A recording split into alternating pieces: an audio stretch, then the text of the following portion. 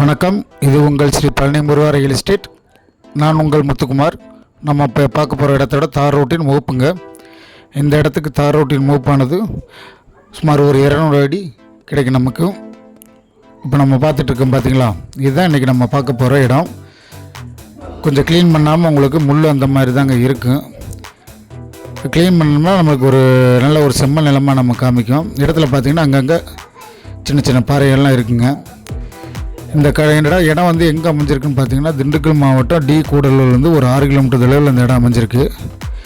இந்த இடம் பார்த்திங்கன்னா எந்த ஒரு விவசாயம் பண்ணாமல் எம்டி லேண்டாக தான் இருக்குது. ஆனால் நம்ம இந்த இடத்துக்கு பக்கத்துலன்னு பார்த்தோம்னா நமக்கு வந்து பார்த்திங்கன்னா வடக்கு பக்கம் ஒரு நல்ல விவசாயம் பண்ணுற மாதிரி ஒரு பூமிங்க. இடத்துக்கு கிழக்கு பக்கம் பார்த்திங்கன்னா ஒரு சின்ன கிராமம் ஒன்று இருக்குது. பார்த்துட்டு இருக்கோம் பார்த்தீங்களா, இதுதான் நமக்கு ஒரு நல்ல செம்ம நிலமாக இன்றைக்கி அமைஞ்சிருக்குங்க. இப்போ நம்ம வந்து வண்டியை 2 வீலரில் வந்து இது வரைக்கும் நம்ம வந்தோம். இப்போ 2 வீலரை நிப்பாட்டிட்டு இப்போ நம்ம இடத்த பார்த்துக்கிட்டு இருக்கோம். இது பார்த்திங்கன்னா உங்களுக்கு ஓரளவுக்கு நமக்கு மண்ணோட தரம் வந்து நமக்கு ஓரளவுக்கு நல்லா இருக்கும். பார்த்தோன்னே தெரியும் நமக்கு. இந்த இடத்தோட மொத்த பரப்புன்னு பார்த்திங்கன்னா உங்களுக்கு 23 ஏக்கருங்க.